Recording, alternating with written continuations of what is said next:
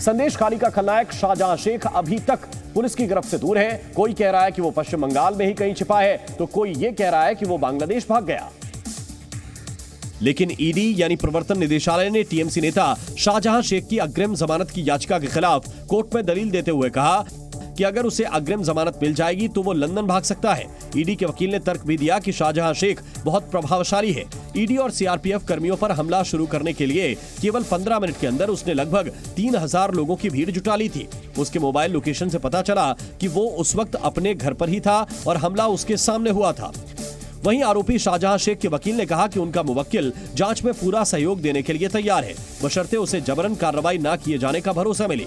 इसके बाद जज ने इस मामले में अपना फैसला सुरक्षित रख लिया।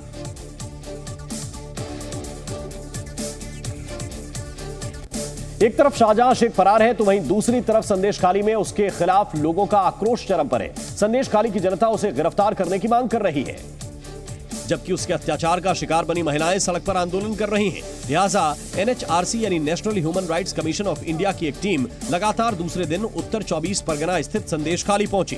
वहीं दूसरी तरफ पुलिस ने संदेश खाली में कैंप लगाया, जहां लोगों की शिकायतें दर्ज की जा रही हैं और कार्रवाई का भरोसा दिया जा रहा है। जी न्यूज ने ऐसे ही एक शिकायतकर्ता से बातचीत की, जिसने बताया कि कैसे शाहजहां शेख के भाई और उसके गुर्गों की वजह से उसे 7 सालों तक अपना घर बार छोड़कर कोलकाता में रहना पड़ा।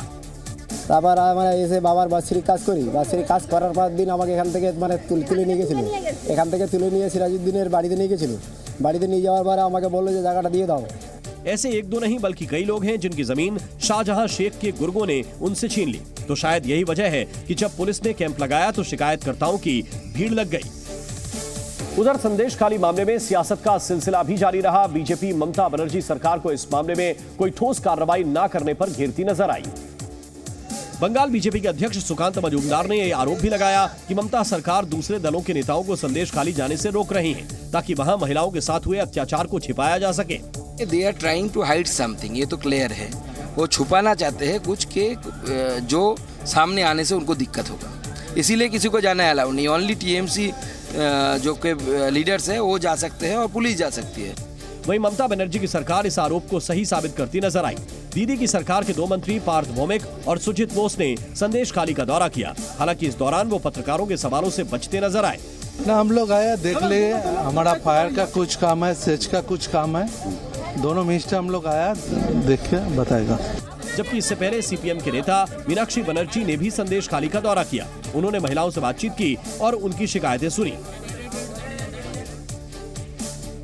भारत और इंग्लैंड के बीच रांची टेस्ट के दूसरे दिन पलड़ा इंग्लैंड का भारी दिखाई दे रहा है। दूसरे दिन का खेल खत्म होने पर भारत इंग्लैंड से 134 रन पीछे है। टीम इंडिया के 7 खिलाड़ी 219 के स्कोर पर पवेलियन लौट चुके हैं। क्रीज पर ध्रुव जुरेल 30 रन बनाकर और कुलदीप यादव 17 रन बनाकर बल्लेबाजी कर रहे हैं। यशस्वी जायसवाल ने एक बार फिर अच्छी बैटिंग करते हुए 73 रन बनाए। कप्तान रोहित शर्मा 2 रन बनाकर और शुभमन गिल 38 रन बनाकर आउट हुए। रजत पाटीदार इस बार भी कुछ खास नहीं कर सके, उन्होंने सिर्फ 17 रन बनाए। वहीं सरफराज खान भी 14 रन बनाकर आउट हो गए। दूसरी तरफ इंग्लैंड की पूरी पारी 353 रन पर ऑल आउट हो गई। कप्तान जो रूट 122 रन बनाकर नाबाद रहे। भारत की तरफ से रविंद्र जडेजा ने सबसे ज्यादा 4 विकेट झटके। आकाशदीप को 3 विकेट, मोहम्मद सिराज को 2 और अश्विन को 1 विकेट मिला। यूपी के कासगंज में एक दर्दनाक हादसा हो गया।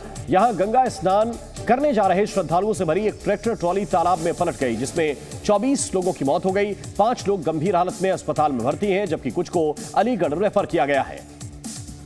जानकारी के मुताबिक महिलाओं और बच्चों समेत 52 लोग ट्रैक्टर ट्रॉली में सवार थे। ये सभी लोग कासगंज में गंगा स्नान करने जा रहे थे। तभी दरियावगंज के पास किसी गाड़ी को बचाने के चक्कर में ट्रैक्टर ट्रॉली अनियंत्रित होकर करीब 8 फीट गहरे तालाब में गिर गई, जिसके बाद चीख पुकार मच गई। फिर वहां मौजूद गांव वालों ने लोगों को तालाब से बाहर निकालने का काम शुरू किया, जबकि जेसीबी और क्रेन के साथ पुलिस की टीम भी घटनास्थल पर रेस्क्यू के काम में जुट गई। लेकिन तब तक बहुत देर हो चुकी थी।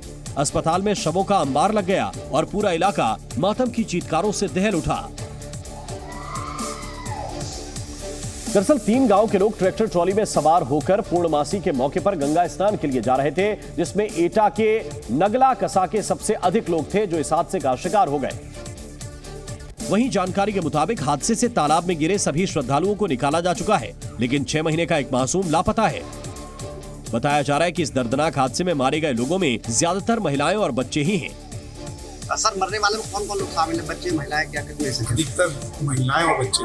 उत्तर प्रदेश के मुख्यमंत्री योगी आदित्यनाथ ने इस घटना पर दुख जताया। साथ ही यूपी सरकार ने प्रत्येक मृतक के परिजन को 2 लाख रुपए और घायलों को 50,000 रुपए की आर्थिक सहायता देने की घोषणा की है।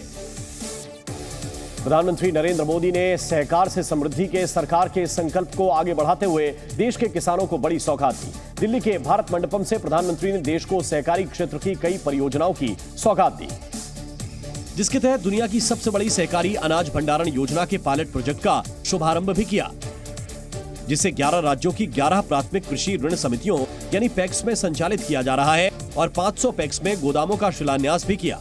इस दौरान प्रधानमंत्री ने देश में सहकारी समितियों को तेजी से बढ़ाने का भी संकल्प लिया। आने वाले 5 वर्षों में सरकार का लक्ष्य 2 लाख सहकारी समितियां बनाने का है। साथ ही पैक्स के आधुनिकीकरण की योजना का शुभारंभ भी किया, जिसके तहत 18,000 प्राथमिक कृषि ऋण सोसाइटी का कंप्यूटरीकरण किया जाएगा।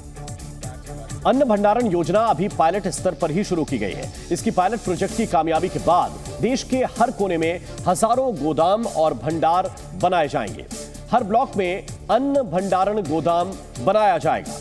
इससे देश में कुल खाद्य भंडारण क्षमता 2000 लाख टन से भी अधिक हो जाएगी।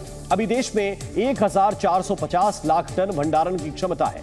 देश में भंडारण की कमी की वजह से काफी मात्रा में अन्न की बर्बादी होती है। हर ब्लॉक में गोदाम बनने से अन्न की बर्बादी में कमी आएगी। इससे देश में खाद्य सुरक्षा मजबूत होगी। साथ ही विदेशों में आयात में भी कमी आएगी। देश भर के हर प्रखंड में 2000 टन क्षमता का गोदाम बनाया जाएगा।